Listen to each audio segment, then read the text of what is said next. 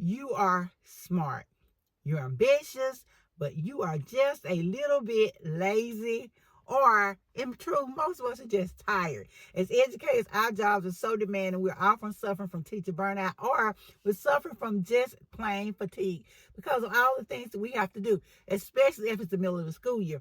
So how can you continue to be an effective teacher and yet not spend any more time than you have to trying to get the things done that you need to get done with? That's what I'm going to talk to us about today, how you can do this.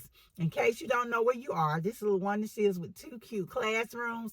And here I share my knowledge, teaching tips with my fellow teachers, homeschool moms, and or homeschool dads. I'm not going to waste your time, so I'm going to get right into the video. What can you do to be more effective, to manage your time better? First, we're going to make sure that we have set up systems. That means we have set up a way to get everything we need to do done without costing us more time, more grief, and more heartache. I am a big advocate for having a set way of doing things. We need a system of how we take our papers up, how we begin our class, how we end our class, and what we're going to do throughout the day. By having these systems already in place, your day can run smooth and you can do nil to nothing because everything's already done for you. You're taking the time at the beginning of school or the first of class, and so you don't have to keep doing it. Everything just runs smoothly. What you do is sacrifice at the beginning. That way things run smooth at the end. And because you have these systems in place, your students know these systems because you're consistent, then they already know what to do and you don't have to do as much. Have a system for grading. One of the things I like to do in grading papers is I like to grade in batches. Before we go any further with this video, if you have not already, please give this video a like, a thumbs up, and that you subscribe so I continue to give you more teaching tips and hacks. And I will see you back in the video. Thank you for being a productive, effective, yet lazy and smart teacher is to use time blocking. Block off a set time in which you're going to get your things done. Like I was talking about those activities and those systems that you have set up. Have a time blocked off in which you're going to do that when you're going to work on your lesson plans. Have a time blocked off when you're going to grade your papers. Have a time blocked off when you're going to answer your emails.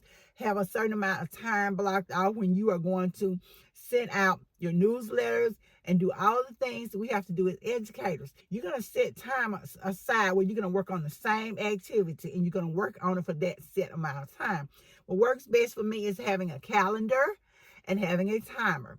So I can schedule it into my calendar. I can have a timer set. I have the amount of time they're going to spend, whether it's 30 minutes, whether it's an hour, whether it's 2 hours. And I do those activities at that time. Some of us have planning periods, and so you might want to schedule some of this during your planning time. And another way to do that is say, well, on Mondays, I'm going to work on lesson plans. On Tuesdays, I'm going to make sure all the email that I pushed aside to do what was most important can be answered. You know, the email is not urgent because your urgent emails you're going to answer when you get them. But the ones that are not urgent, you can set time aside during your week, during your day, in which you're going to respond to all of those emails or other activities that you have to do. And that's called time blocking. That falls into the next thing I'm going to say, which is to batch. We want to batch our lesson plans. I've said this over and over and over again, but make sure you're batching those lesson plans so you don't spend so much time trying to get those done. That's going to help you be ambitious, smart, effective, and yet take it easy because we're just a little bit lazy. Or we're not lazy, we're tired. So in order to save yourself some energy, be sure that you're batching those lesson plans, and it sort of goes along with the same way that we do time blocking. But make sure you are batching those plans. My last tip and most important one of all is make your students do all of the work. Why are we coming to work, working ourselves to death, and our students are going home feeling great? They can get on the game, they can go play, they can call their friends, they can do all of the things, and we're absolutely exhausted. They can do that because they don't work as hard as we do. But we have to do a reversal. We have to change things around where we're not the ones doing all the work, but they are. That means make your students more responsible for their education. Make them more involved. You can do that by setting up your systems where they have to do a lot more hands-on activities, where they are responsible for those mundane activities that just seems to drain your time, like taking attendance for the class, making sure that the papers are passed out and picked up. They're responsible for making sure their area is clean, and they are responsible for doing these little chores that are draining you of energy. They can make sure their bell ringers are picked up. They can make sure the exit tickets are picked up. They can make sure they're graded. Have a system where one particular student goes over the bell ring with the students for that day, or you can do it by the week, however you want to do it. But you are making them more responsible for their own educational process. You can also have them responsible for picking out what lessons are going to be the next lesson. You can do that by doing surveys.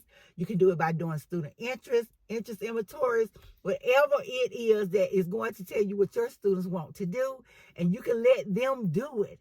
This is where you can be more hands-off.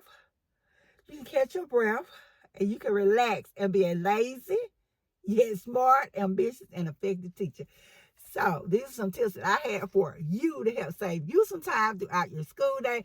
Be sure to use them. Let me know which ones you're going to use in the comments below. Thank you guys so much for listening. I'll see you in the next video.